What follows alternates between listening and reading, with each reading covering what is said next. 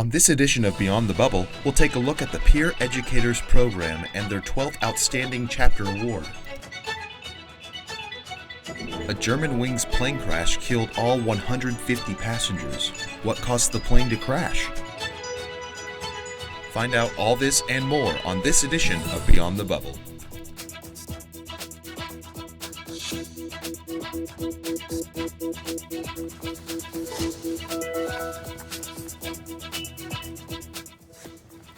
Hello there, and welcome to another edition of Beyond the Bubble.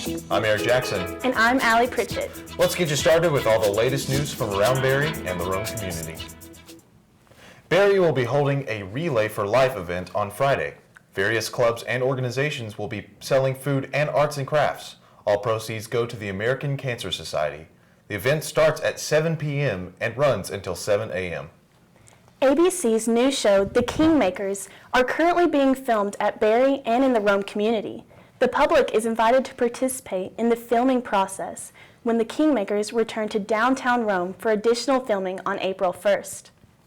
This past week, the Barrie College Peer Educators won their 12th Outstanding Chapter Award. Here's more on that story. The Barrie College Peer Educators recently won the Outstanding Chapter Award by the Bacchus Network in the Area 9 category.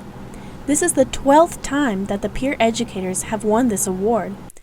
The Area 9 conference includes colleges and universities from Florida, Georgia, Puerto Rico, and South Carolina. The Peer Educator program started in 1989 to develop drug and alcohol addiction prevention programs. Dr. Marshall Jenkins, the Director of Counseling at Barrie, wrote a grant in 1989 for the Department of Education to start an official peer educator program. He describes how Barrie College has responded to this program. The college has been very supportive of our program, and it really is a Barrie College effort, and I think this is a very fertile place for this kind of leadership to take place. The peer educators attend the Bacchus Network Conference almost every year, where they show other schools what they have been doing around Barrie's campus. In return, they get to see what other peer educators are doing as well.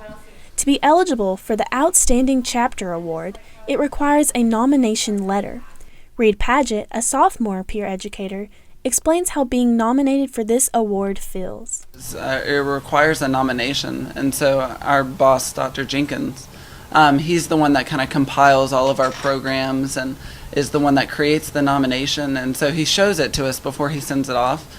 And so that's something that's really cool because it's a way for us to look back on everything that we've done. Sarah Giesling, a senior peer educator, shares what winning this award means to her. It means so much to us just because it's further confirmation that we're doing a really good job.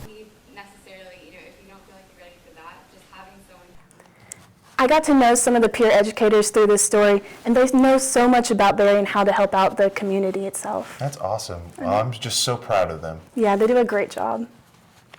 Several European nations are joining together to comfort the families of the 150 passengers that were killed in the Germanwings plane crash.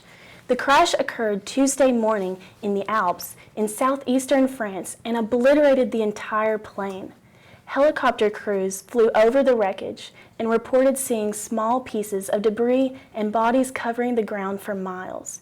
Rescuers were unable to recover the bodies until Wednesday due to inclement weather. Among the passengers identified, 3 were American, 2 were infants, 16 were school children, and 2 were their teachers. The passengers came from 18 countries all over the world. Investigators are still in the process of identifying the bodies. Rescuers salvaged the black boxes kept in the cockpit of the airplane. Black boxes are devices that record conversations in the cockpit.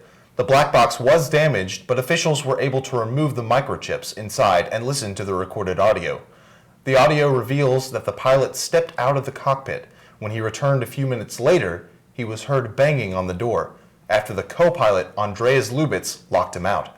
Lubitz was left alone in the cockpit and was completely in charge of the plane when it crashed.